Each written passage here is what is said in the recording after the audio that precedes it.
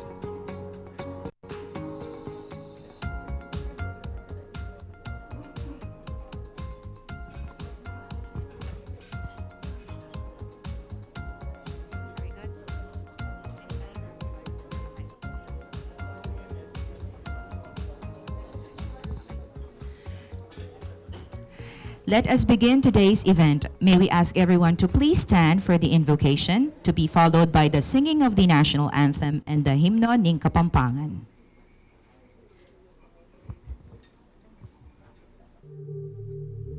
Lord, thank you for this day, for the presence of everyone in this call.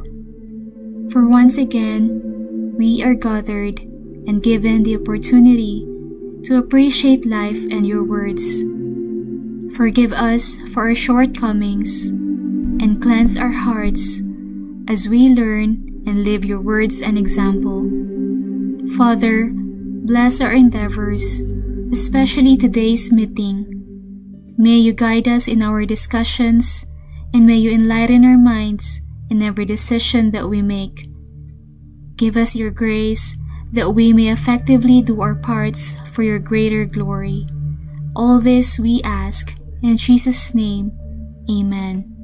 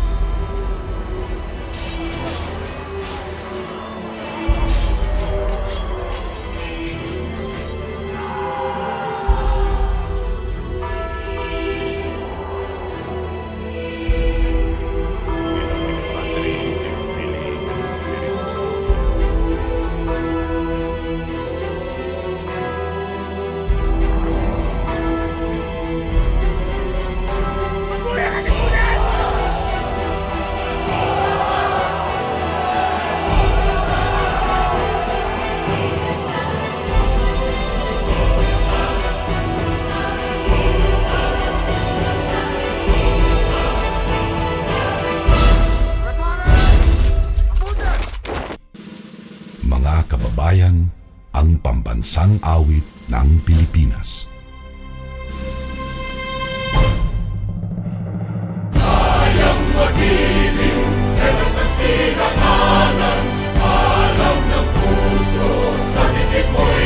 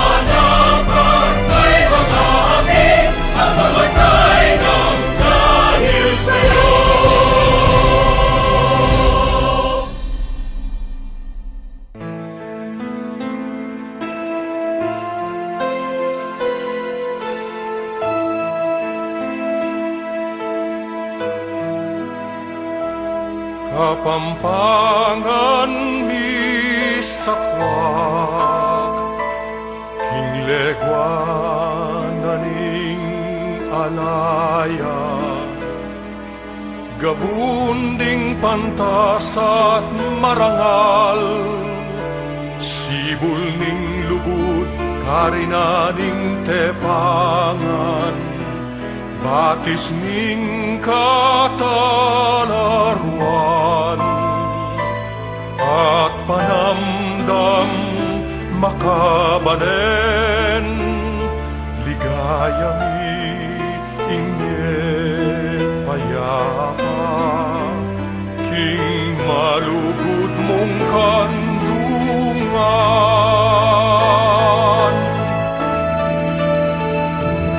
Kapampangan sa lening legwan, kapampangan sandalaning katimawan, kilubing pusumi, atin kang dambana, luit ka, palsintan ming kapampangan. Luit ka, palsintan ming kapampangan. Kapampangan sa lening legwan, kapampangan sandalaning katimawan, hilugding pusumi, atin kang dambana. Luit ka, palsintan ming kapampangan. Luit ka, palsintan ming kapampangan.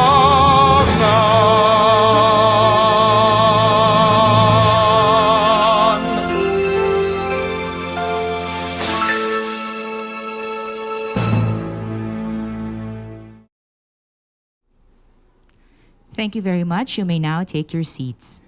Kindly put our cell phones on silent mode or turn them off for the duration of the program. And also, let us always observe the COVID-19 prevention health protocols at all times by wearing the mask and maintaining physical distancing. Maya Payaldo Kekongan po. Good morning, ladies and gentlemen, and welcome to the 68th General Membership Meeting of the Pampanga Chamber of Commerce and Industry Incorporated. To officially open the meeting and formally welcome everyone, let us hear it from PamCham's President and also the President of Central Country Estate Incorporated, Architect Nestor S. Mangio.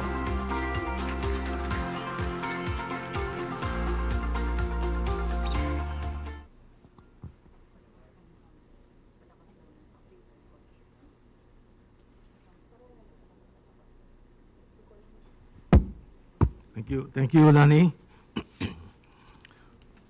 Former President Gloria Macapagal Arroyo, Governor Dennis Pineda, Vice Governor Baby Pineda, Congressman Juan Miguel Arroyo, Congressman Aurelio Dong Gonzales, CDC President General Manny Garland, PCCI President Ambassador Benedict Uico, PCCI Director Ed Lacson, Architect June Palafox, Rene Simbulan, and AVP Gigi Simbulan, Chairman Jess Nigdao. I think PCCI Felix Pin is also here. Members of the Board of PamCham, PamCham members, our inductees, friends, ladies and gentlemen, welcome to the 68th membership meeting of the Pampanga Chamber of Commerce. As the COVID-19 vaccines start to arrive, we have every reason to believe in the resurgence of the economy. We in PamCham continue to exert every effort necessary within our capabilities to spur investment in the local countryside economy. PamCham is committed in promoting business development and transforming the local economy to one that is vibrant, competitive, and globally integrated. Even in these challenging times, PamCham has been resilient by actively championing, educating, and supporting members, especially the MSMEs and the large enterprises, in keeping the economy afloat. The organization held relevant webinars conducted by Dr. Bernie Villegas, Mr. David Lisiu, and Dr. Manuel Deirit. PamCham aggressively disseminated information on how to cope up with the crisis to our members, government partners, the local and the national. Please allow me the privilege at this point to thank former President Arroyo, our honored guest speaker, for appointing me during her administration to the position of Chairman of Clark International Airport Corporation.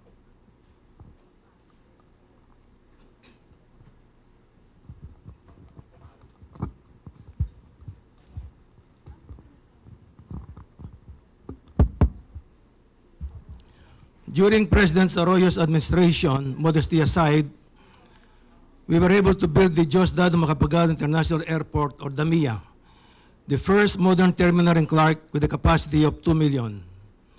Built and they shall come, true enough, the budget airlines and the Asiana Airlines came to fly in Clark. We installed the Instrument Landing System, ILS, which allowed night landing. It paved the way for the legacy and cargo carriers to fly in Clark at night. We signed up MRO, or Maintenance Repair Operations, and airline catering as locators in the Freeport. It was also during the Arroyo administration that we were able to close the 165 hectares investment deal with Global Gateway Logistics City, or GGLC, of Kuwait, now Clark Global City. Former President Arroyo was able to invite Sheikh Lowai Karapi, who proposed on their first meeting to build a 2,000 hectares aerotropolis similar to his Port Galib project in Egypt, that the President and myself and some cabinet members visited. I was also appointed as chairman of the Subic-Clark Alliance for Development Council by President GMA, succeeding Chairman Ed Pamintuan following his appointment as Cabinet Secretary. He asked me to invite Ayala, De Leonio, Puyat, and Robinsons to invest in the Subic-Clark corridor. I flew the investors over the area, and as a result, we now have the Alviera, a 2,000-hectare mixed-use development of the Ayala. Today, we are once again excited to partner and work with former President Gloria Macapagal Arroyo in her capacity as presidential advisor to implement the master plan of Pampanga, make Clark Asia's economic powerhouse, and Clark Airport as a thriving aerotropolis. This we will accomplish with CDC President Manuel Gairlan, CIAC President Oron Aquino, and Chairman Ed Pamintuan. PamCham, on the other hand, will continue to invite investors and promote Pampanga as a viable investment location in partnership with the Office of the Governor, Dennis Pineda. To our new inductees, who are the captains of the industries, you now have the privilege of being part of a strong, prestigious, and credible organization. You will have a very rich source of information relevant to the development of your enterprises. To support and the protection of your business is our interest, and your voice will be heard. Please continue to be the catalyst of economic activity and social upliftment of this wonderful province. This will trigger the much-needed boost in reviving our nation's afflicted economy. Again, let me congratulate and welcome our new members to the family. Let us make our province and Clark the economic hub of the country, generating the much-needed employment while improving the quality of life of every Kapampangan and every Filipino. A pleasant morning to all members, guests participating in today's GMM, both physically and virtually. Mabuhay ang PamCham. Thank you, Mr. President. Indeed, we should be hopeful but cautiously optimistic for 2021 and continue the Chamber's advocacy of inviting investors and promote Pampanga as a viable investment location where Clark is located and is soon to be the Asia's economic powerhouse. Before we proceed, we would like to acknowledge our participants joining us via Zoom. We have the Area Vice President of North Luzon of the Philippine Chamber of Commerce and Industry, Ms. Gigi Simbulan. We also have from the national government agencies representatives from the Department of Science and Technology, Julius Cesar Sicat, the regional director. We have the provincial director for TTI Pampanga, Ms. Elenita Ordoño. We also have 3rd District Representative of Pampanga, Congressman Aurelio Dong Gonzalez Jr., and the Deputy Majority Leader for the House of Representatives, also the 2nd District Representative of Pampanga, Congressman Juan Miguel Arroyo. And we have from the Department of Science and Technology, Region 3, Provincial SNT Director, Mary Michelle Kiambao. Thank you for joining us. We shall now witness the induction of the new set of PamCham Board of Directors for 2021-2022. Since this is a blended type of meeting, some of the directors are here today and some are joining us via Zoom. For the new set of PamCham directors, we have with us today from Nadal Management Incorporated, Chairman Jess S. Nicdao. From Mekeni Food Corporation, Vice President Prudencio S. Garcia. From Bank of Florida, Corporate Treasurer, Ms. Terry D. Carlos. House Land Development Corporation, Director Willie M. Tan. And from the Laos Group of Companies, we have Director Jor A. Laos. And from the Central County Estate Incorporated, of course, we have President Architect Nestor S. Mangio to stand as witness also. And taking their oath via Zoom, we have from Jewel Development Incorporated, Vice Chairman Jim B. Jimenez. From MB Garbes Realty Incorporated, Corporate Secretary Malu B. Garbes. From Lupo S. Ramos and Company, Auditor Mary Lou Ramos Tolentino. From the Romac Group of Companies, Past President, Mr. Renato G. Romero. From Holy Angel University, we have Director Dr. Luis Maria R. Calingo. From Hyundai Pampanga, Director Marco O. Hizon. From RDF Feed Livestock and Foods Incorporated, Director Dr. Robert H. Law. From Patient Care Corporation, we have Director Bong D. Ma. From Forerunner Services Incorporated, Director Gil Jose P. Pamandanan. To officiate the induction of the Board of Directors, we have our guest of honor and speaker, former President Honorable Gloria Macapagal Arroyo, together with PamCham President Architect Nestor S. Mangio to stand witness.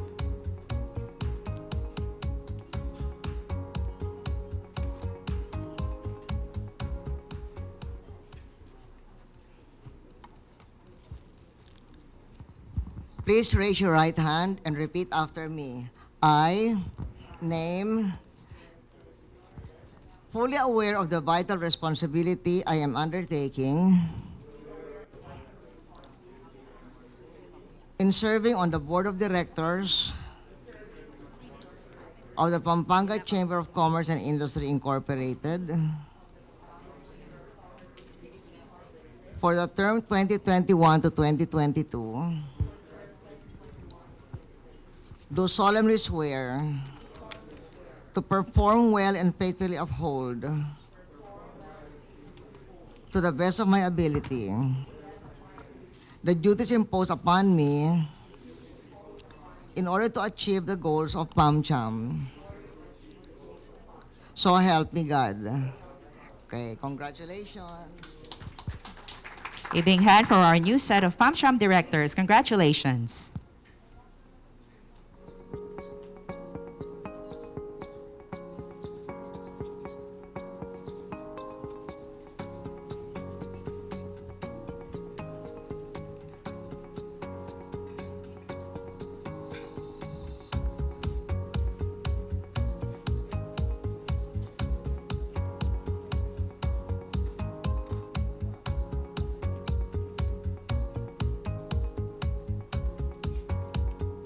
Now we will have the induction of the corporate partners to be led by Chairman Jesnick Dao and to be sworn in by former President Gloria Macapagal Arroyo and President Mangyo to stand as witness to the induction.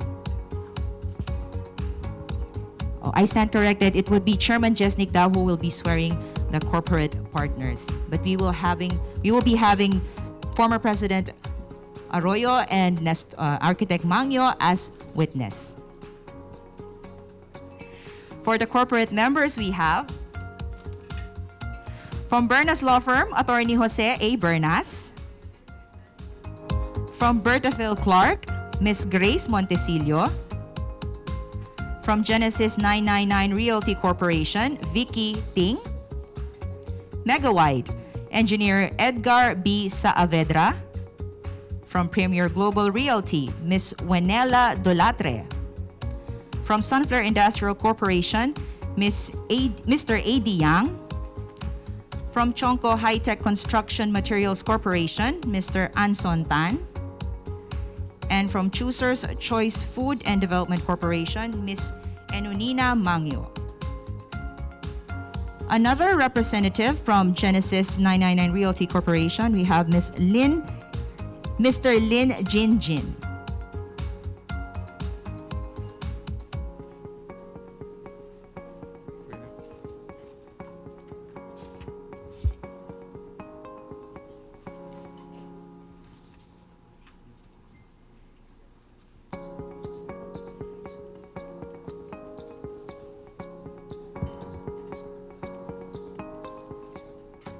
Okay.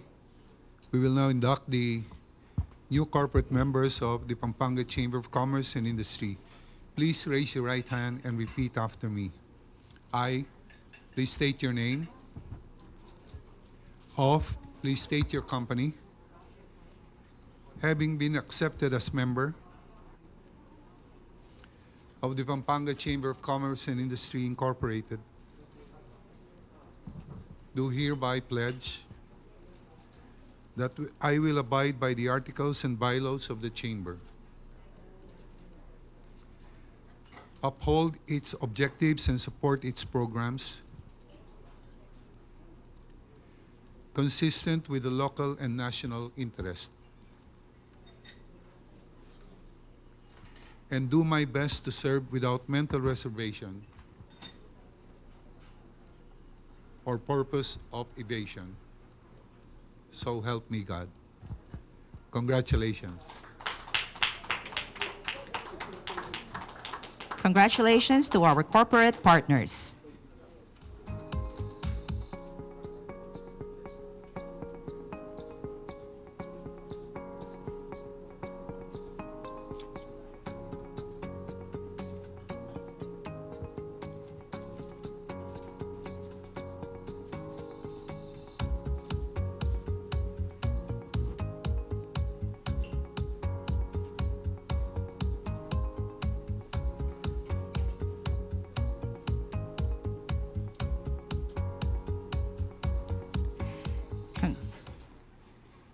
Lastly, we will have the induction of the 18 new PamCham members, and the oath-taking was held last February 17 via Zoom. Let us all meet our new PamCham members. We have from Eastern Telecommunications Philippines Incorporated, Mr. Juan Carlos Vicente Suarez.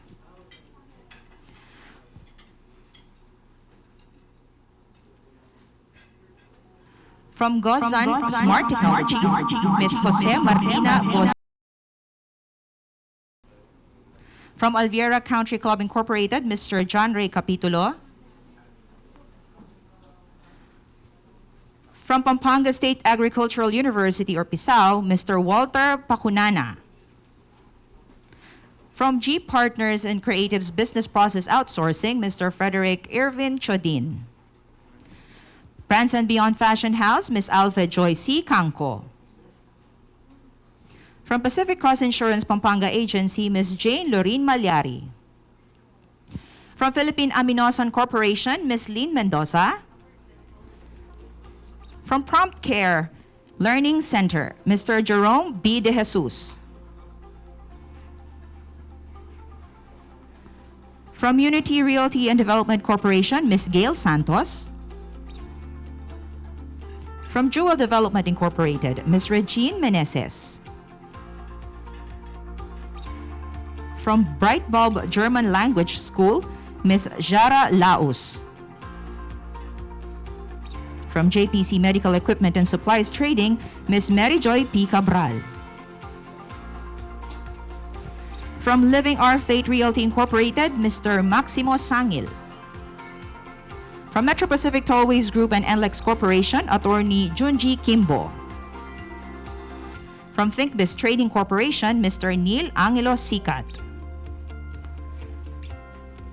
From Squid Pay Technology Incorporated, Ms. Irene Nortes.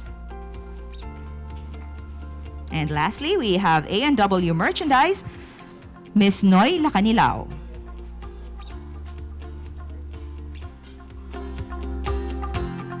Congratulations again to the newly installed Board of Directors, the corporate partners, and the new members of PamCham's. Let's give them a big hand of applause.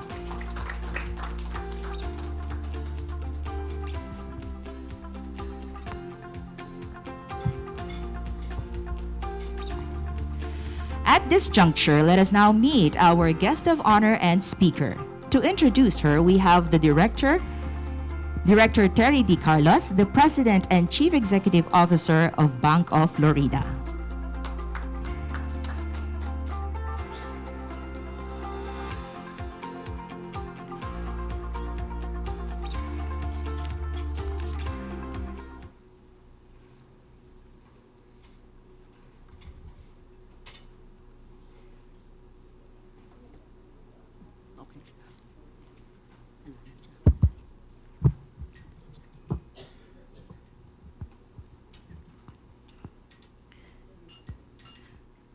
Good morning, everyone.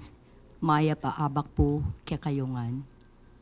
It is my distinct honor and privilege to introduce our guest of honor and speaker this morning. Honorable Gloria Macapagal Arroyo began her career as an economist and a professor of economics at a number of universities in the Philippines, including the country's state university. I just have a short trivia. She was my professor in economics at St. Scholastica's College way back in the mid-70s. Her father, Diosdado Macapagal, born in Lubao, Pampanga, was President of the Philippines from 1961 to 1965, during whose term the Philippines was second only to Japan in per capita income in Asia Pacific. Thus, it seemed natural that at that some point, some of the senior politicians in the Philippines recruited her to run for senator, and that launched her political career. She was #1 senator in the elections of 1995 and won by a record landslide as vice president in 1998. She was president of the Philippines from 2001 to 2010. She would like to be remembered as having put the economy first as a national priority, raising revenue and investing in physical and human infrastructure, including the NLEX, ECTEX, TIPLEX beltways.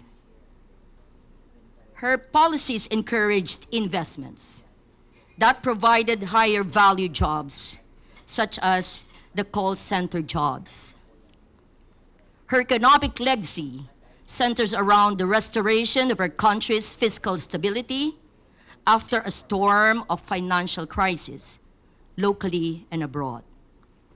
Her administration delivered 38 quarters of uninterrupted growth, even against the headwinds of a global recession in 2001 and in 2008 to 2009, whereas the economy in the previous 3 decades had been trapped in a boom and bust cycle.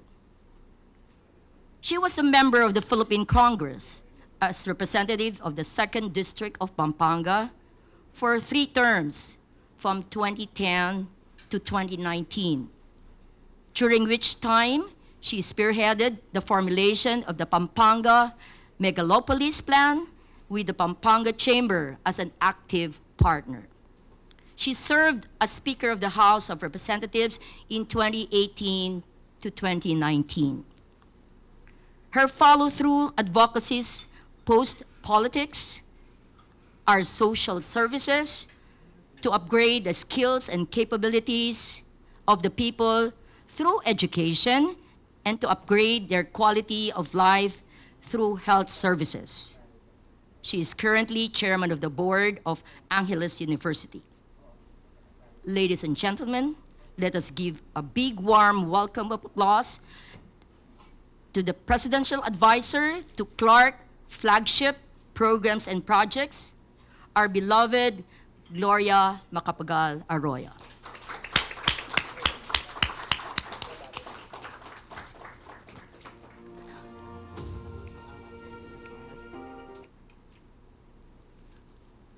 Thank you very much, Terry.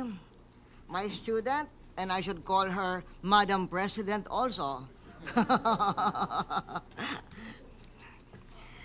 Well, I'd like to greet, of course, our Chairman, Jess Dicdao, our President, Nestor Mangyo, our officials of the province of Pampanga, Governor Dennis Pineda and Vice Governor Baby Pineda, our officials of Clark, General Gerlan and General Aquino, officers and members of the Pampanga Chamber of Commerce, including the corporate sponsors, may paabak at may paoras, karing bayong officials ng PamCham.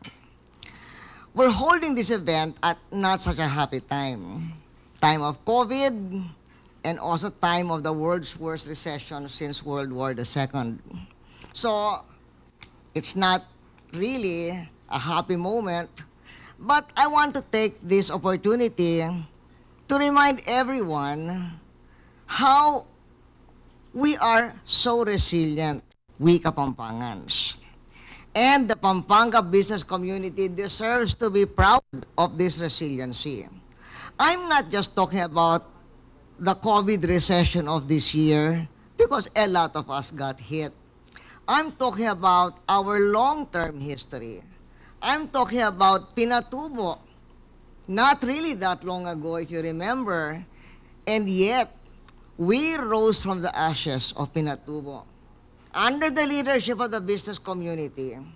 And because of your business activity, we brought down the provincial poverty rate to today only 3.5% of families and 4.9% of population, the lowest poverty rate among all the provinces in the Philippines. So congratulations. And all these years, the PamCham has been a spearhead, either as PamCham or as individual business leaders. We heard from Nestor his achievements when he was the head of the Clark Airport Corporation and when he was the head of the Subic-Clark Alliance for Development. And of course, when we see Nestor, when we see Jess, no gathering of PamCham can be complete without remembering the late PamCham trailblazer, Levi Laos, who was my president of CDC. So I'm glad to see Tess Laos here. I remember when, when Levi resigned from CDC, he told me, you had such good economic policies. I want to go back to my business and take advantage of your good investment climate to make Laos Group even bigger. So he left. But then I decided, because he's leaving, left a vacancy in the board, I asked Tess to be a member of the board to take his place. So I'm glad she's here as well. We remember Levi because every time we do something, Levi had something to do with how things started. Under Levi's leadership, and Terry mentioned this about our Megalopolis plan. Under Levi's leadership, PamCham was always advocating to urge the government to decongest Metro Manila. And that became the inspiring vision of our megalopolis plan to make Pampanga a counter-magnet for Metro Manila. And Levy was very active together with many of the officers here, always highlighting the importance of the megalopolis plan. He even made a statement, I remember, with this master plan, we can avoid the mistakes of Metro Manila. It's already there, and we don't want the same situation it faces today. We want to develop the countryside in a way that we are both progressive and livable. And I remember at that time, the president of PamCham's was Jess. And Jess highlighted that the megalopolis will also aid the provincial government in categorizing Pampanga's current land uses. Jess was very quick to note that a very big part of the master plan of Pampanga is the zoning into the Aeropolis, Aquapolis, Ecopolis, and of course, the business center. When we were doing the megalopolis plan, I remember that the businessmen of Pampanga recommended that our province should have a circumferential road. And that's why I asked this one to be the background of my speech for today. So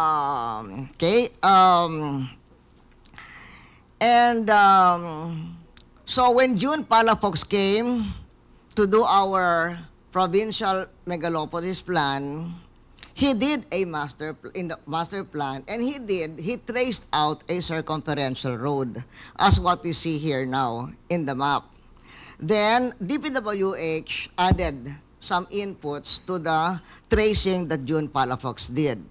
Now, if we look at the master plan, you see the circumferential road. The red one is the circumferential road, and you see there are really actually only two gaps in the circumferential road. There on top, that is the Arayat Magalang. And why is it a gap? Because it's very long and expensive. It's 14 kilometers on the mountain. But because we had a megalopolis land that we submitted to the DPWH started to bid out the feasibility study and everything. To make a long story short, that feasibility study will be finished this year, thanks to the PamCham advocating for a circumferential road. The other gap is the one there below. That is the Lubao to Masantol Road. And the Lubao to Masantol Road is another very expensive road. While it is, how many kilometers is it? It is 14 kilometers also. But of the 14 kilometers, 10 kilometers will be a viaduct, an aqueduct. So very, very expensive because it will go through the different different fish ponds. So we did not have much hope that that would be funded anytime soon. So in the meantime, we concentrated our efforts on the Lubao to Minalin Santo Tomas Road, that other dotted line that's not part of the circumferential road. And it turns out that that's, we didn't know how much the Lubao Masantol Road would cost yet. But we already knew that this Lubao to Minalin Santo Tomas Road would cost a staggering 30 billion pesos. And not being even part of the circumferential road, we're very grateful that in the year 2020 and 2021, the DPW started to put money in it, and it is under construction now. But our dream is really the Lubao to Masantol Road. So when I was preparing for my speech today, I checked with DPWH. Is there any hope for the Lubao Masantol Road? Because that's really the one that will be the that's the one that's going to be really the part of the circumferential road. And I received some very good news about it. Yes, ma'am. When you submitted the megalopolis plan to DPWH, they did a feasibility study. They finished the feasibility study. They submitted it to NEDA for funding. It's been approved for funding. And Korea has accepted to fund the Lubao-Masantol Road. In fact, Korea is now undertaking the procurement process for the consultant. So they're already putting their money where their mouth is. Now, when we saw how much the Lubao to Masantol Road will cost. It's going to cost 21 billion. The Lubao to Santo Tomas is 30 billion. So the original plan that was picked up fortunately by a foreign funder is actually less expensive than the plan that the DPW is putting funds in little by little every year. So therefore, I'm happy that as far as the gap is concerned, we have the two gaps already well underway as far as the planning activity and pre-implementation activities are concerned.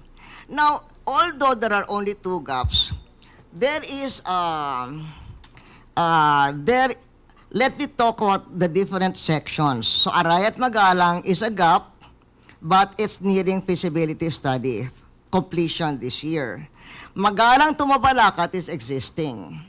Mabalacat to Florida Blanca, of course, is existing because that's STX. And then there is a Florida Lubao Road. Now, this Florida Lubao Road is existing. But as Paraxos found it, for the development that Pampanga will have, we are going to need to widen the road. Now, I was not talking about that yet because I was more concerned with looking, to fill up the gap that the non-existing road, the Magalang to Arayat and the Lubao to Masantol. But now that those seem to be well underway and DPW is attending to them, we have to attend now to the Florida Blanca Lubao Road, which is existing, but it's narrow. And Palafox recommended that we should have it widened.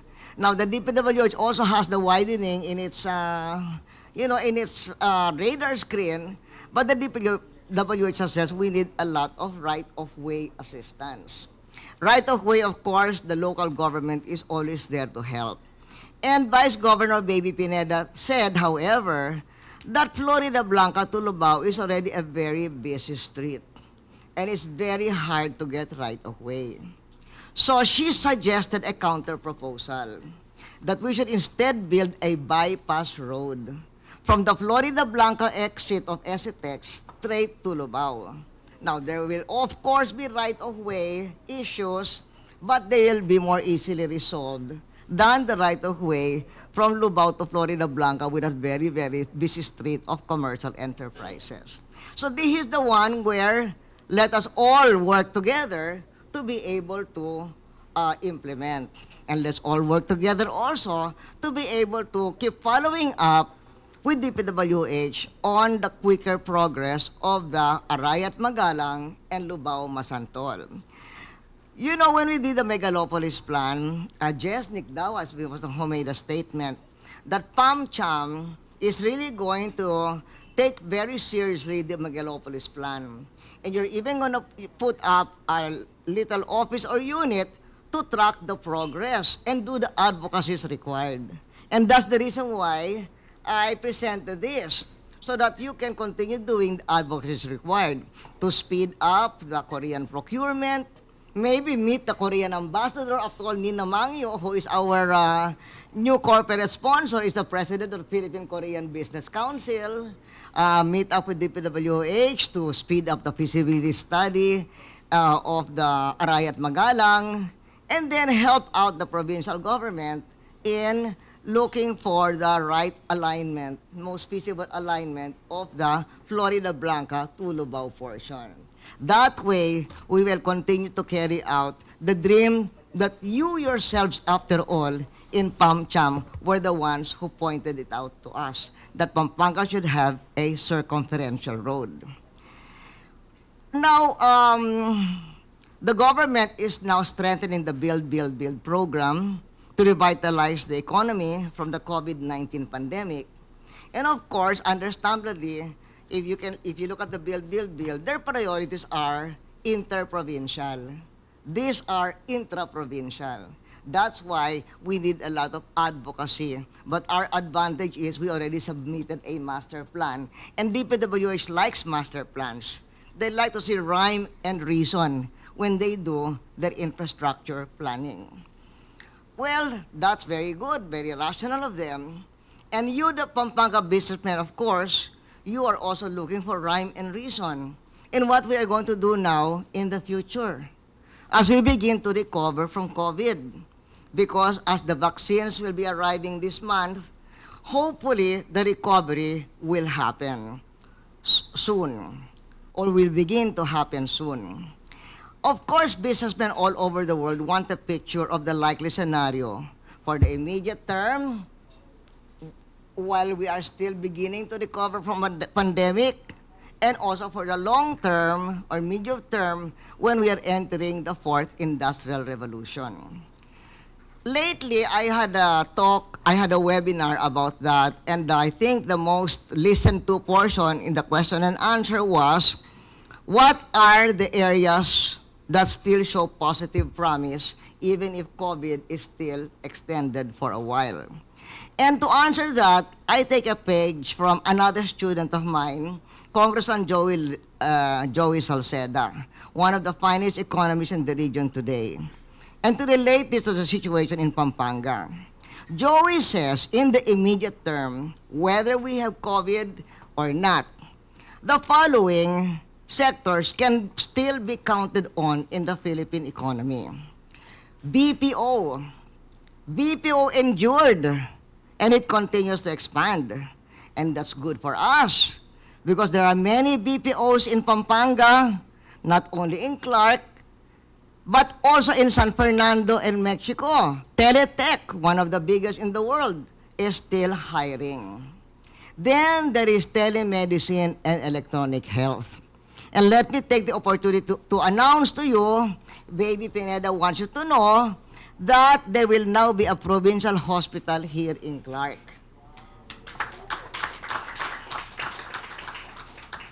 Actually, we have also another provincial hospital under construction already in San Fernando. And so that you will know that PAGCOR is doing its share under our Kapampangan Dito Domingo, PAGCOR is providing the equipment for the provincial hospital in San Fernando. And then there is the financial technology.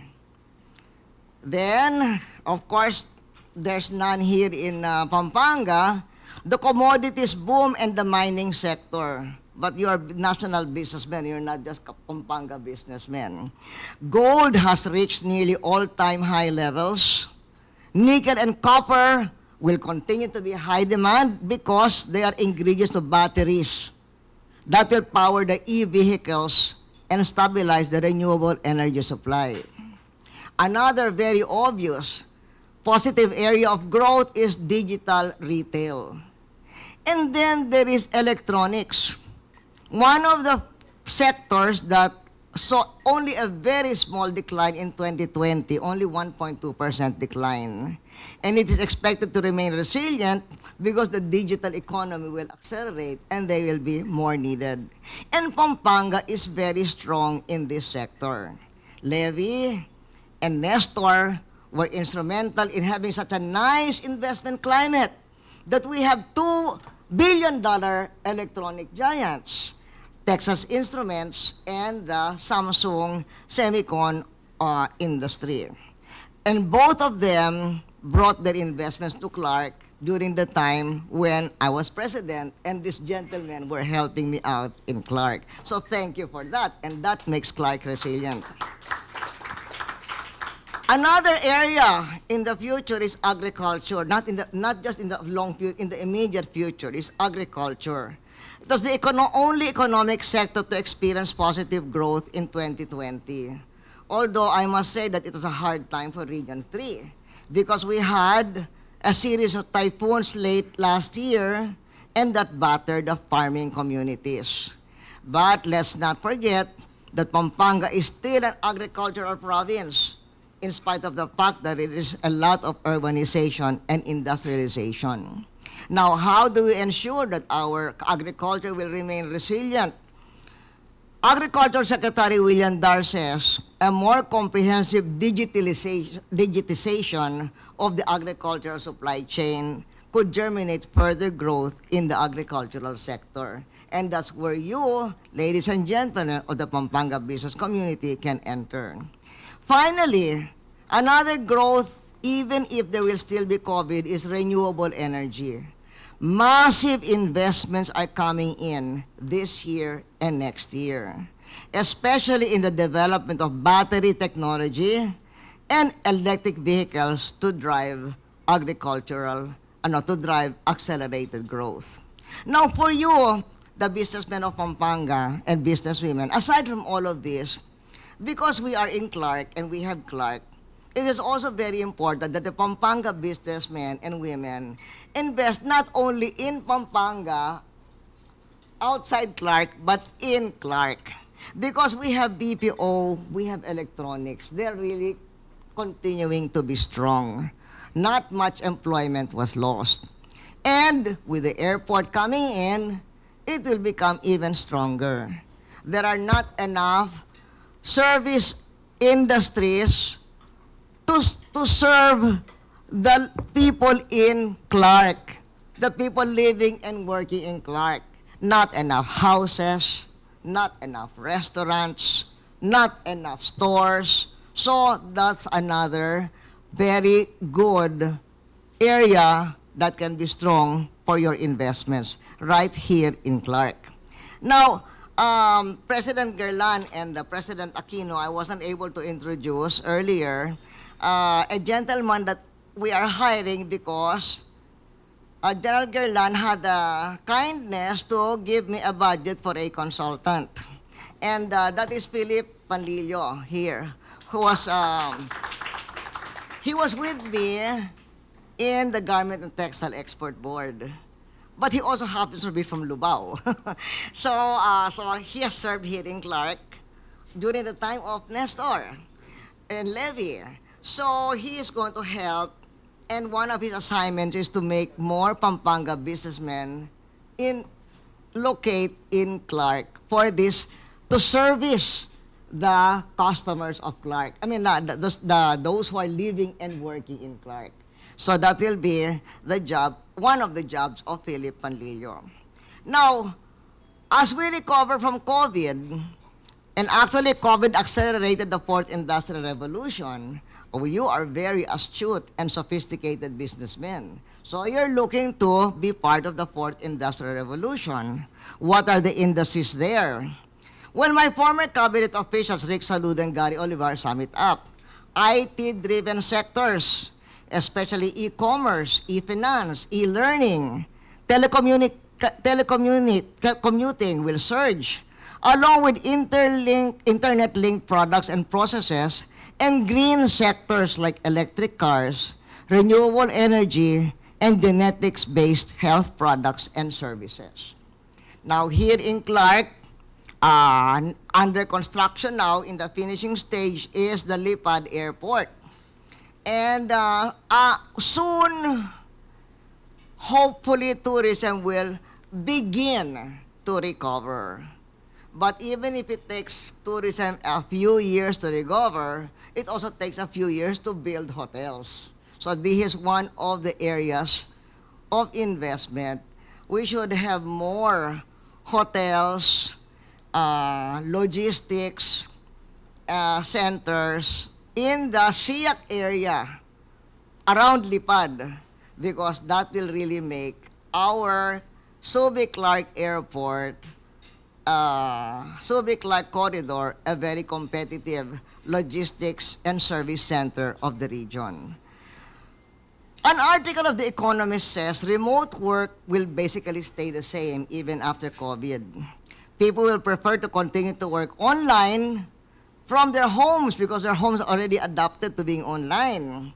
And to those whose work day was mostly spent in front of computers, the prospect of returning that work life with the stress of traffic is not necessarily an enticing option.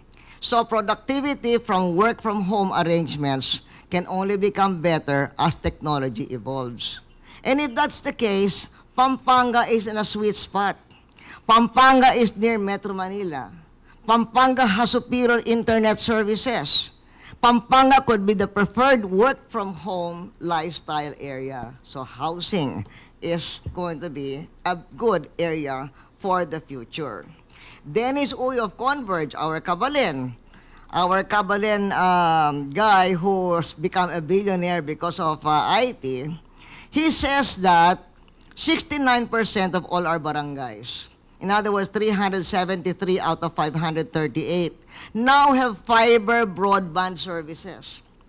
And the total length of laid in fiber optic cables now stands at 3,000 kilometers. In fact, in Angeles, which is around Clark, the average speed, both for upload and download, is about 33 megabits per second, which is very, very fast. The challenge of every entrepreneur will be to find the most effective way to adapt your current business models to new realities. We in Pampanga have many spatial and infrastructure advantages. And we also have the advantage that we were not as hard hit as COVID as other provinces, big provinces near Metro Manila. Whereas other big provinces near Metro Manila had 11,000, 22,000 cases last year, Pampanga only had 5,000 cases, less than one half of the average big province outside Metro Manila. When I was telling Baby Pineda this, that we only have 5,000 compared to 20,000, she said, "Oh, what could be the reason why? Is it in the culture of the Kapampangans?" Oh, hi Ed, our chairman of Clark is here. I said, well, yeah, that has a lot to do with it.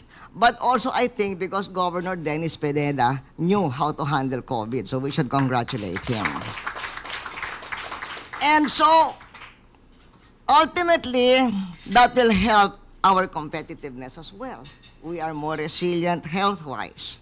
Competitiveness will ultimately round to individual company strategic roadmap. So we have a roadmap for our province. I know you have a roadmap for your own companies.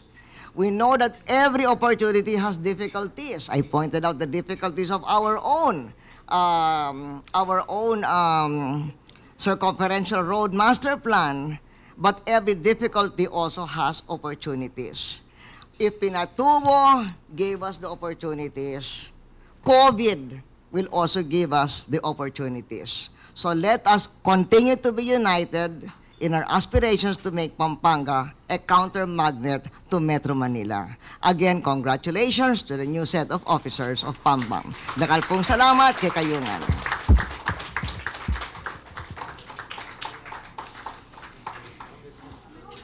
Thank you very much, former President and now Presidential Advisor for Clark Flagship Programs and Projects, Honorable Gloria Macapagal Arroyo. It is indeed an honor to be graced by your presence, Madam, and sharing the Megalopolis project that will further boost a brighter future for Clark and the whole of Pampanga. That being said, may we have the directors in front to present the token of appreciation to our guest of honor and speaker. These tokens are products from Julia's mom, Navarro's Food Products, and Edelin's Homemade Nuts, all of which are members of PamCham's.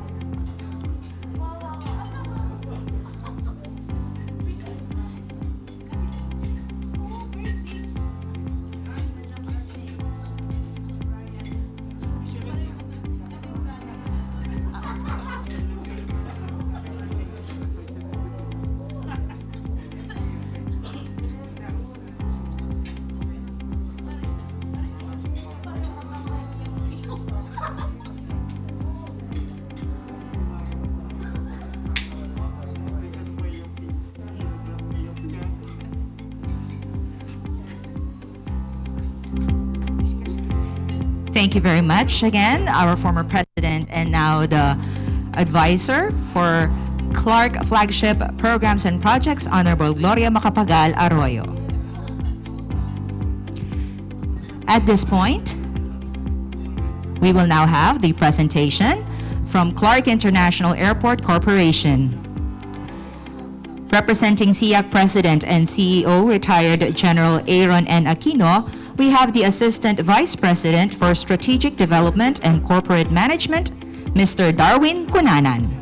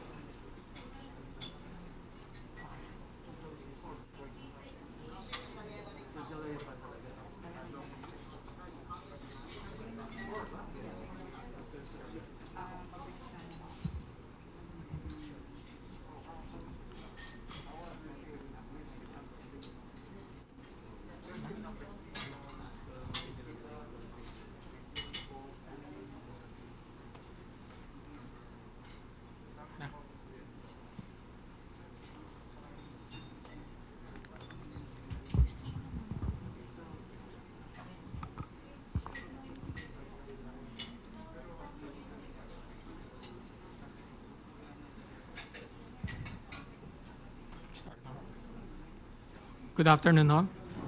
In behalf of General Aaron Aquino, who would like to express his apologies for not being able to attend because he has to attend to some personal emergencies.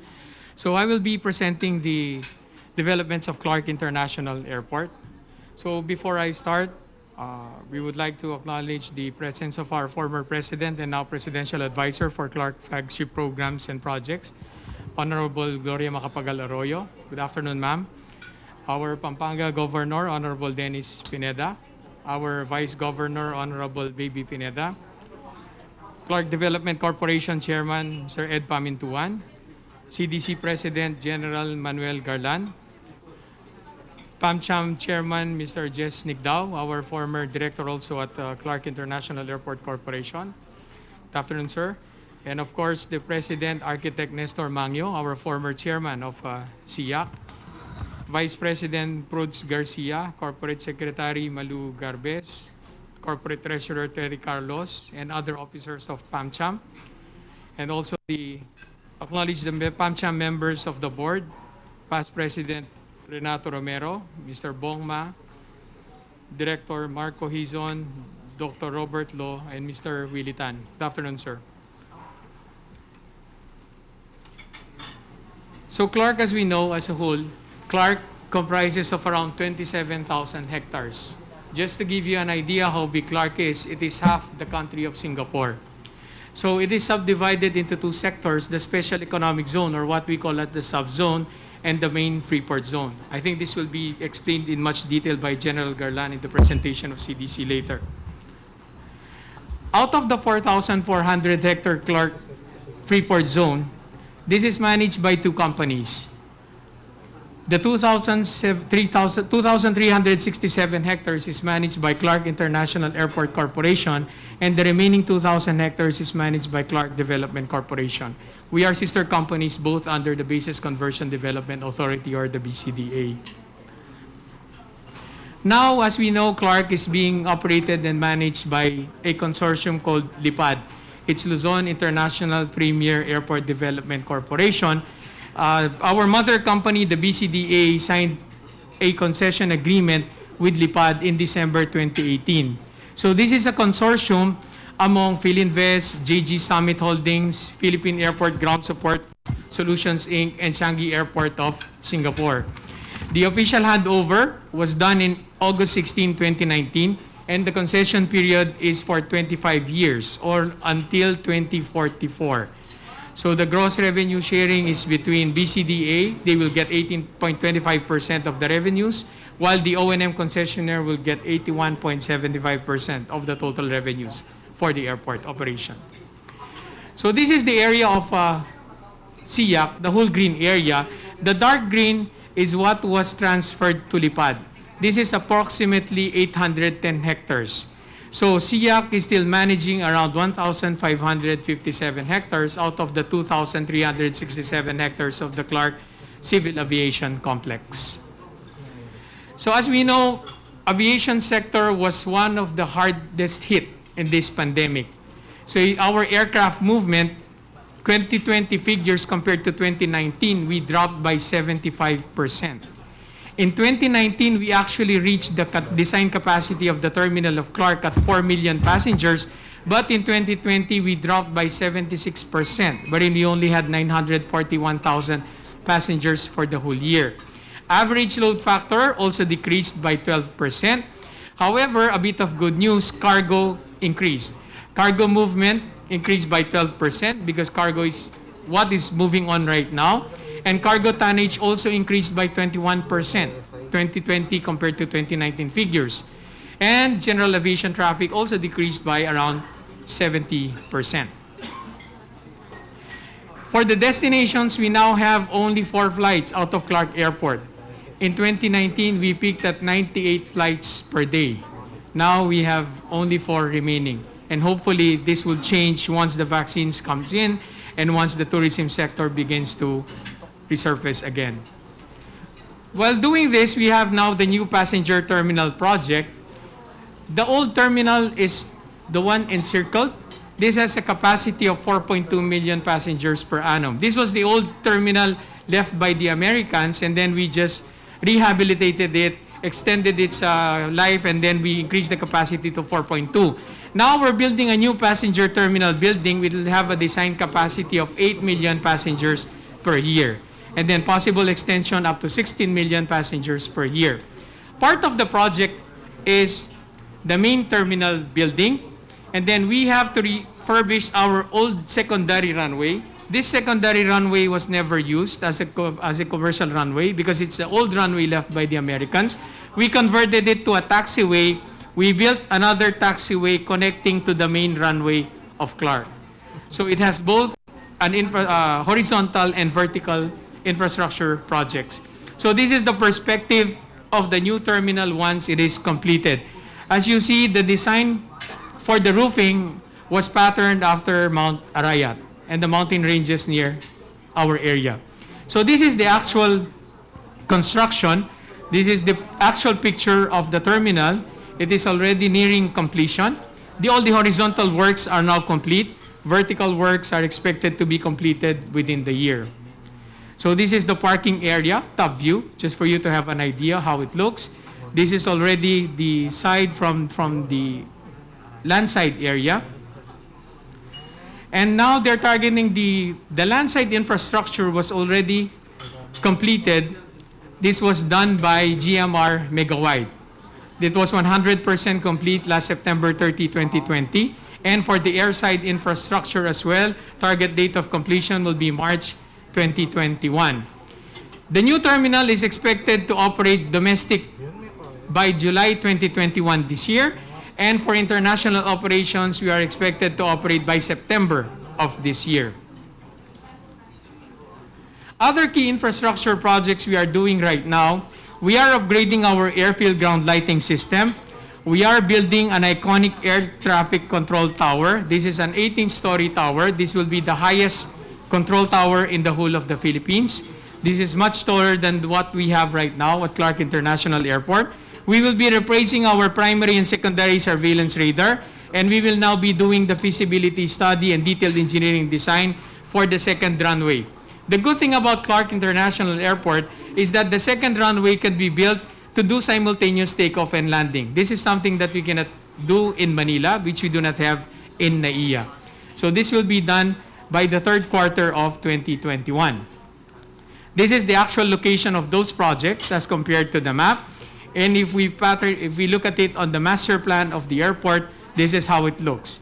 The radar facility will be located within the CDC area at Lily Hill, because this is the highest elevation within Clark, Freeport Zone. And then the control tower will be built on this side, adjacent to the existing one. We will be upgrading the airfield ground lighting system of the whole air side, and then the detailed engineering design for the second runway. Under regulations, for you to do simultaneous takeoff and landing, your runways will have to be separated at least 1 kilometer apart. For Clark, the good thing is that we were able to separate it by at least 2 kilometers. That is important because in any airport, what is prime is those area between the runway system. So we have a very good plan, a cohesive plan done to us by ADPI. Now we're doing the detailed engineering design for this second runway, and once it is complete, we could do simultaneous takeoff and landing for this airport. Among our locators, we used to have pre-privatization, we had 159 locators, 109 of which were transferred to Lipad, 50 were retained with SIAC. Now we're expecting 43 locators to be transferred to SIAC from CDC. These are locators which were signed by CDC but were located within the area of the civil aviation complex under the jurisdiction of SIAC.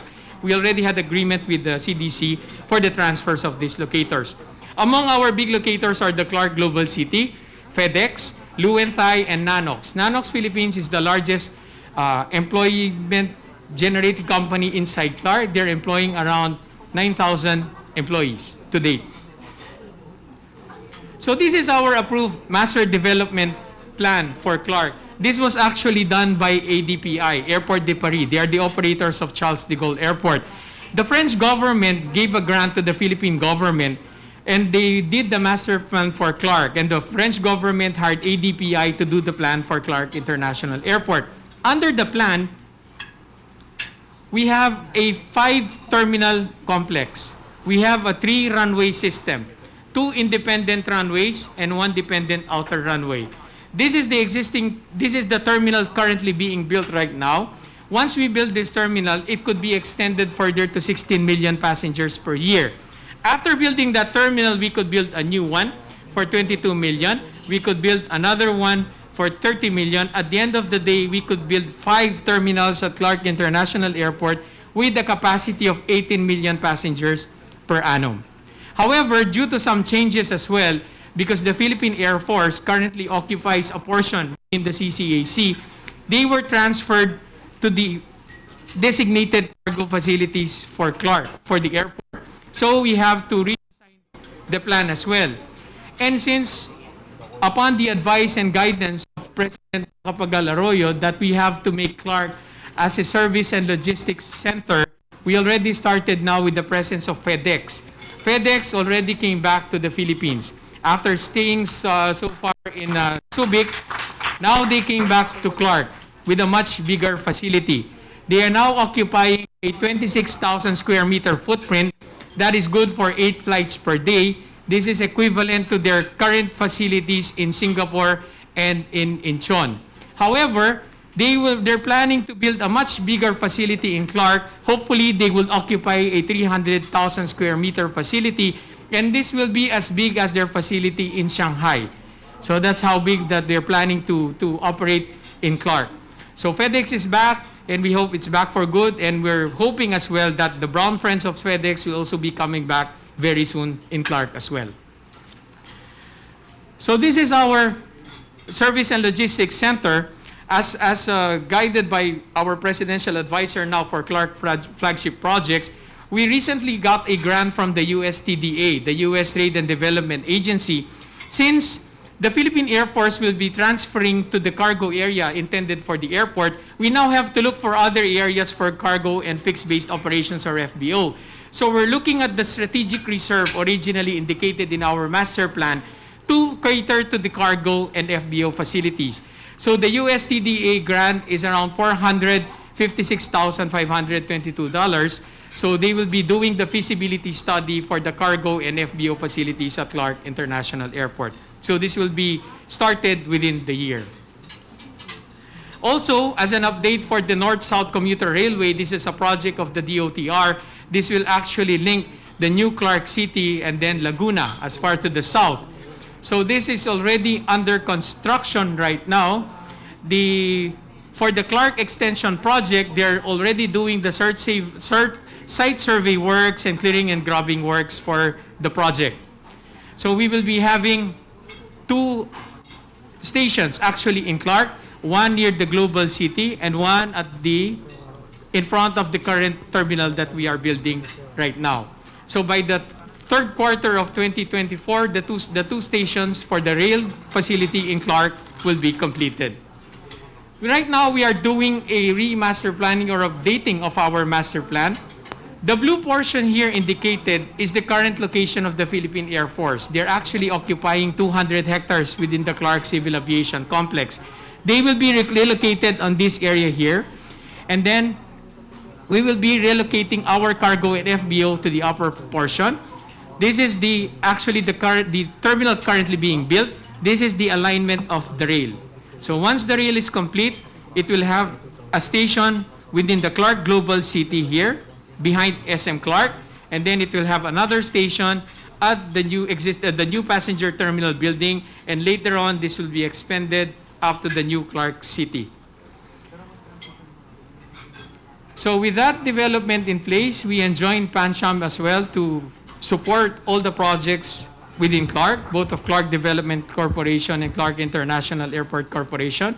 And with your assistance, we're very sure that we will overcome all of these challenges and we will come up bigger and stronger. Thank you very much for your kind attention. Thank you very much, SIAC Assistant Vice President for Strategic Development and Corporate Management, Mr. Darwin Cunanan. And lastly, but definitely not the least, we have the presentation from the Clark Development Corporation by its President and Chief Executive Officer, retired Police Brigadier General Manuel R. Garlan.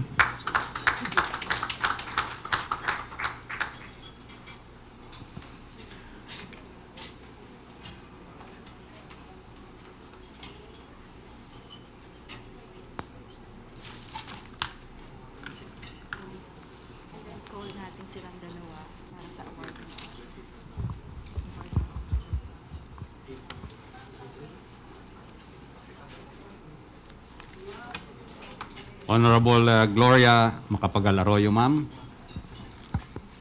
the Presidential Advisor on Clark Flagship Projects and Programs, Governor Dennis Pineda, Vice Governor Lilia Pineda of Pampanga, ma'am, belated happy birthday po. Chairman Jesus Nicdao and President Nestor Mangio of Pampanga Chamber of Commerce, the officers and members of PamCham, congratulations po sa mga newly inducted officers and also the new members. Chairman Edgardo Pamintuan of Clark Development Corporation Board of Directors. General Aaron Aquino, ably represented by Mr. Darwin Cunanan of SIAC. Ladies and gentlemen, magandang tanghali po sa ating lahat. Before I present my presentation, allow me to thank the Pampanga Chamber of Commerce for inviting me to this occasion and thereby giving me the chance to meet all of you. Some of you, again, for the nth time because I've been assigned in Pampanga for quite some time, so I had the chance to meet most of you during my service with the Philippine National Police. So once again, thank you and congratulations. Now, let me take you to review the vision of Clark Development Corporation. We hope that by year 2030, Clark Freeport Zone shall be a modern, sustainable aerotropolis and the preferred meetings, incentives, conferences, and exhibits, and tourism destination in the Asia-Pacific region. This is a dream, but as we say in Clark, it works like a dream. Next slide, please. So as you can see on the screen, CDC capitalizes on the presence of Clark International Airport and the Subic Seaport and the road infrastructures connecting Clark to major economic centers in Luzon to create a modern, sustainable city anchored on the presence of an international airport and to build a destination ideal for work, residence, and leisure. Clark is a story of successful transformation. When everybody in 1991 was doubting that there can be alternative productive use for Clark other than being a U.S. military base, now after 27 years, CDC is now able to present Clark as it is, a beautiful proof of transformation brought about by the concerted efforts of the Filipino people, especially the Kapampangans. And the best part of it is that this vibrant transformation continues. As can be seen by our financial highlights, our economic indicators, as seen on the screen, the CDC had that exemplary performance in the 5 years under the Duterte administration, even surpassing the aggregate performance in the past 22 years since it was established. Our total net income and cash dividend totals in the years 2016 to 2020 have surpassed the totals of 1993 to 2015. This is indicative of the sound foundation set in the growth years under our predecessors in the aggressive outlook taken by CDC under this current administration. We have kept on track in reaching our goals and achieving our mission as a vital cog in economic development and a catalyst in rebounding from the COVID pandemic. We have stayed in the black in 2020 despite the difficulties faced by the global economy. We realized a net income of 834 million from a revenue total of 2.59 million. Despite a decrease of 11.2% in total revenues and 52% in net income, our earnings performance was enough to cover operational expenses by year-end. Next slide, please. Now on the key indicators. As you can see in our screen, the locators before the pandemic, the number is 1,260. We had 1,260 locators. But by December 2020, 93% of these locators were able to establish their business back despite of the pandemic. So there was only a 2.7 decrease. As to the number of workers, from 136,418, we were down by 15% to 115,000 by year end. Although this is not a very good news because most of the locators, although they continued operating during the pandemic, most of them operated just to survive. And unfortunately, some of our locators had to lay off their workers. One of our top exporter used to have 2,700 employees. They were down to around 500 now. But hopefully, because this particular locator was providing supplies to most hotels in Europe and in Hong Kong. So they were one of the hardest hit. Ito po yung La Rose, Noa, ma'am. But exports were down to a minimal 4.79%, not really that bad. And we still had positive balance of payment as shown by the import and exports. For tourist arrivals, this is one of our hardest hit sector. Tourism arrivals in Clark was down by 19%, and visitor arrivals by 86%. However, during the past 2 to 3 months, we have seen a spike in tourist arrivals in Clark, and this is a very good news to start our rebound and recovery efforts. During the pandemic, despite all these negative numbers, Clark Development Corporation has managed to increase by 3.38%. So hindi po puro madilim, ika nga. We are looking at a brighter future ahead. Next slide, please. These are just some of the industries based on by industry.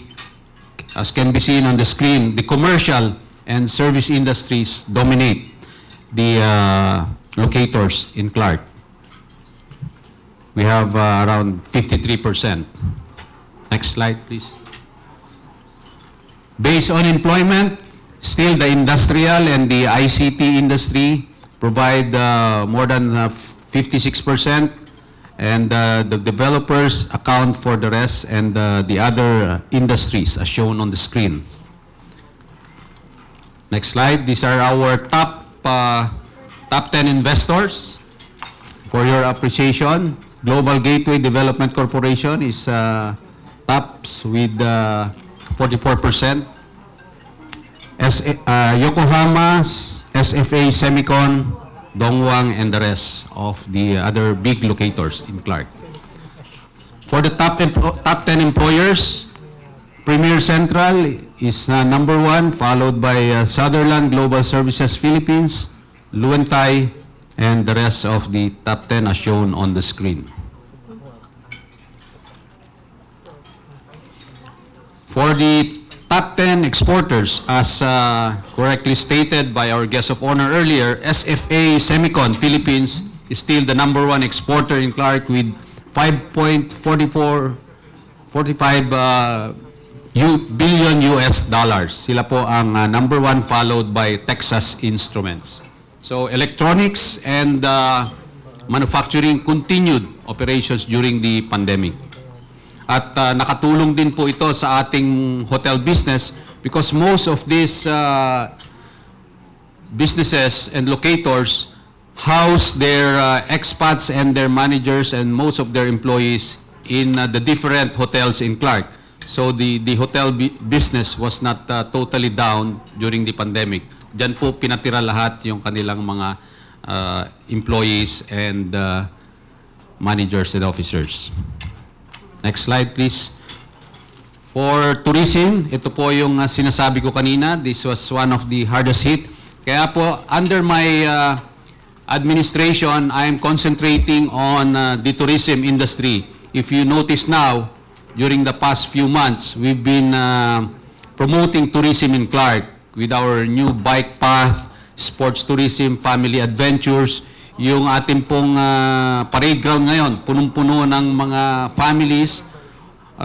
Despite of the pandemic, naghahanap po sila ng mapapasyalan sa kanilang pamilya. So, as an alternative to the malls, we have offered our picnic grounds and other open spaces for family activities. We are just making sure that we comply with appropriate health protocols by reminding our visitors of the appropriate health measures that Clark is implementing. As I've mentioned, visitor arrivals in Clark has recently spiked, and we are foreseeing more tourist arrivals in the coming months, and we are preparing for this. Next slide, please. In the year 2020, CDC implemented 600 million worth of projects. But for this year, as a part of our contribution in reviving the economy by spending for more projects, we are allocating 1.52 billion for 2021.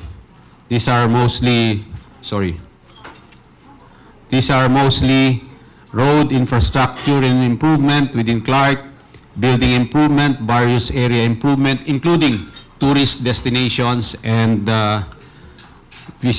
open areas. We are trying to revive, redevelop, and repackage. Even the Nayong Filipino complex, we will be re-engineering it, we will be providing new attractions, and hopefully this will help in our promotion of tourism. Next slide, please. Just to show you some of our efforts to address the pandemic as part of our corporate social responsibility. Some of our projects or our resources were allocated for COVID response. We were one of the government agencies that responded very quickly by offering our resources. We converted the Asian Convention Center as isolation facility and provided the necessary support to the New Clark City quarantine area in the Clark Special Economic Zone. These are some of our projects: handling of stranded OFWs, the locally stranded individuals, provision for COVID facilities as shown on the screen.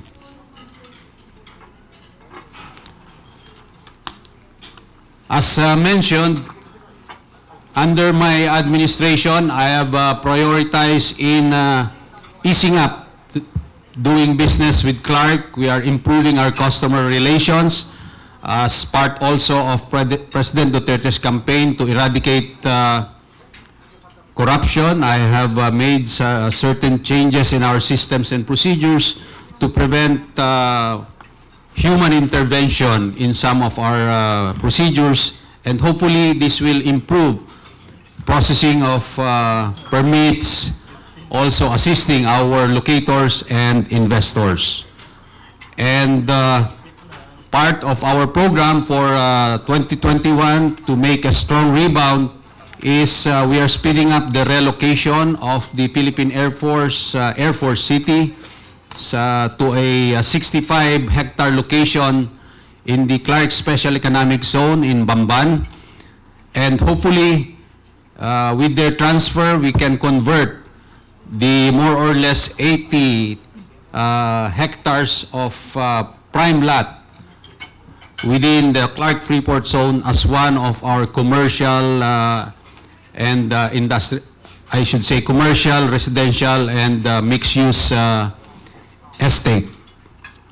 Also, we are freeing up some of our lots and properties occupied by informal settlers in the Pulang Lupa. This is a more or less 50-hectare area occupied by informal settlers. If we can relocate this will be another area for development for Clark Development Corporation.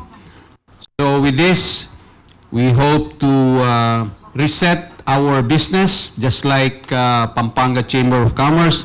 We hope to make a strong rebound and hopefully contribute to the recovery of the economy of the Philippines. We are not just CDC, we are not just Clark, but we are one in helping our country recover from this pandemic. Let me end by stating that I want to end this presentation with a broomstick. Alam niyo po yung walis tingting. Pag ginamit niyo po yung isa-isa yung stick, hindi po makakawalis yan. Ganon din po tayo. Hindi kaya ng CDC, hindi kaya ng bawat isa sa atin dito magwalis ng paisa-isa.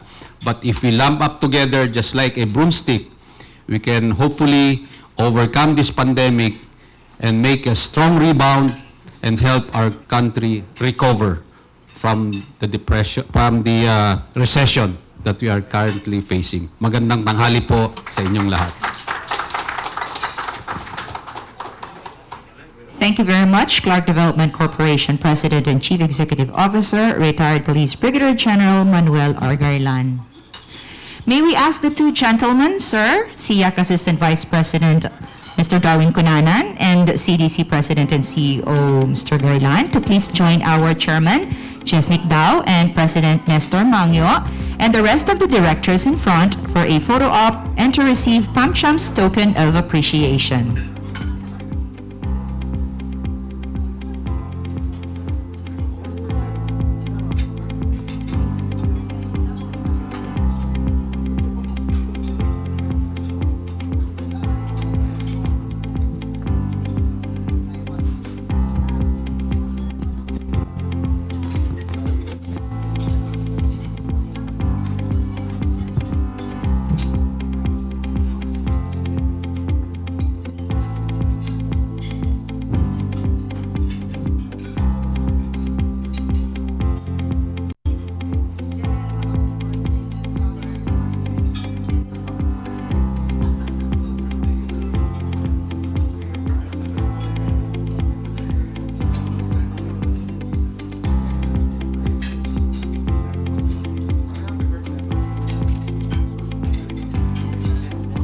Thank you very much to our presenters for today. We have former President and now the Presidential Advisor for Clark Flagship Programs and Projects, Honorable Gloria Macapagal Arroyo, and our two gentlemen from SIAC and from the Clark Development Corporation. Thank you very much for gracing our event today.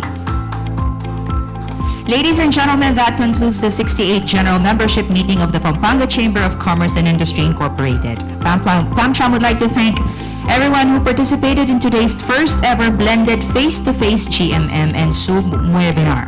Thank you also for our corporate partners and event sponsors.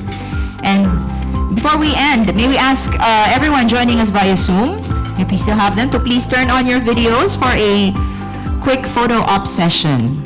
Like what we usually do, we ask our participant via Zoom to put on your best smile so you can have our souvenir for today's GMM.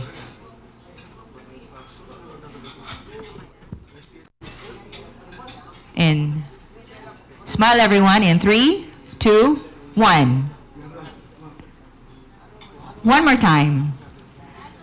3, 2, 1. All right. Thank you very much, everyone, for joining us in today's event. Thank you for joining us physically and virtually because of the hybrid event that we have for today.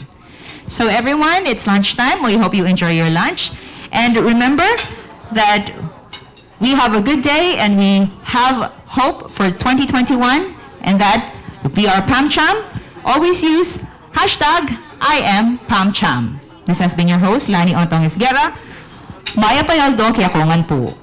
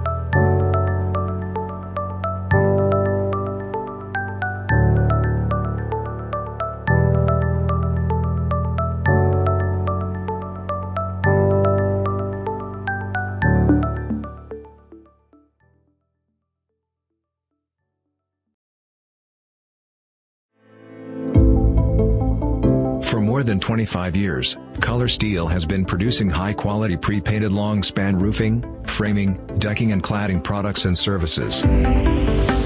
Committed to provide a dependable roof for every home and business, whether it be for residential, commercial and industrial application, Color Steel provides the most practical solution for different roofing needs that enables and empowers you to enjoy the present and to prepare for whatever tomorrow brings.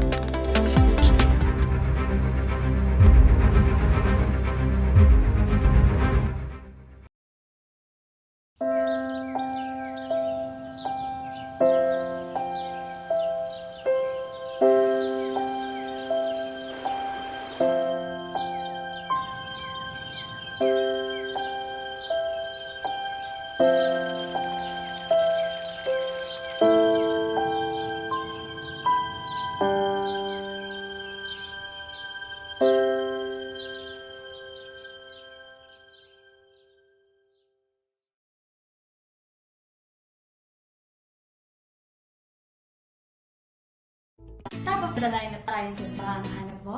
Are you looking for the latest gadgets? Or maybe world-class furniture? Ano man ang hanap mo, mga pang-home man o office solutions, we've got you covered only here at First Mega Saver. Dito sa First Mega Saver, just tell us your budget so we can give you the best deals tailored to your needs. No worries na rin sa payment dahil First Mega Saver offers both cash and credit card installments. And with many branches across Luzon, tara na dito sa First Mega Saver. Hindi lang basta saver, dapat Mega Saver.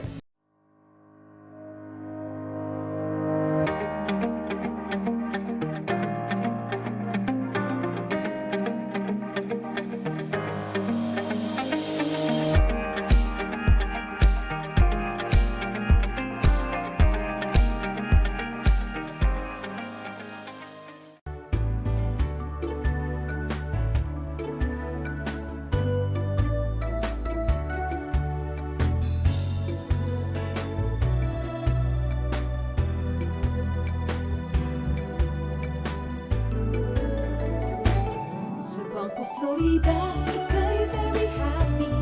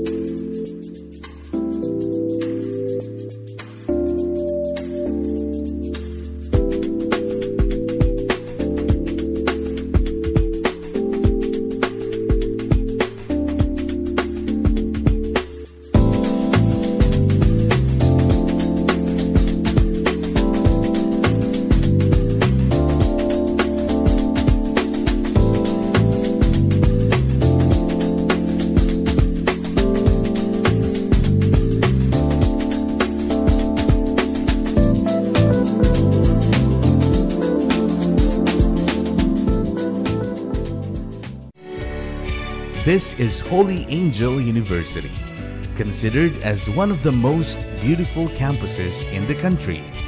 HAU offers accessible quality education that transforms students into persons of conscience, competence, and compassion. With its full range of academic programs and services, HAU has been producing achievers, leaders, trailblazers, and more for over 85 years. Holy Angel University, Laus Deo Semper. In a fast-paced world where you can get left behind in just a blink of an eye, it's so tempting to just drop everything and stop. Here's for the ones who don't, the ones who keep going. We at Hino Motors Philippines have been with you every step of the way.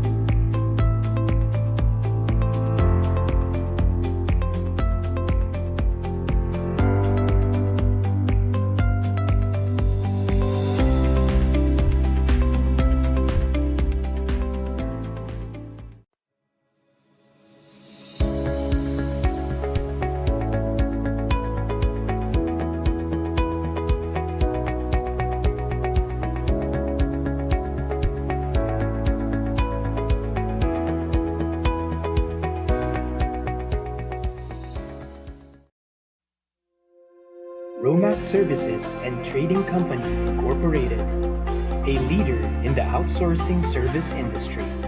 From its humble beginnings, Romac was established in 1980. It provides services in Luzon and Visayas. Romac is proud of its 40 years of excellence and dependability. Service leader in manufacturing, building maintenance, warehouse and logistics, packaging, lawn maintenance, and back office support. Romac, a name you can trust.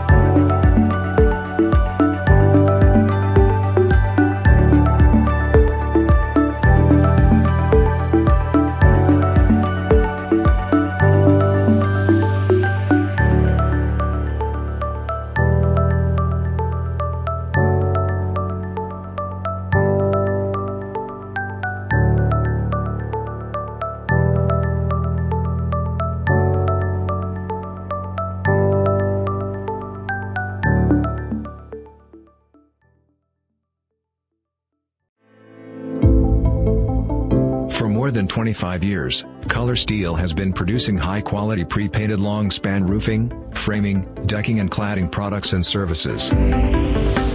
Committed to provide a dependable roof for every home and business, whether it be for residential, commercial and industrial application, Color Steel provides the most practical solution for different roofing needs that enables and empowers you to enjoy the present and to prepare for whatever tomorrow brings.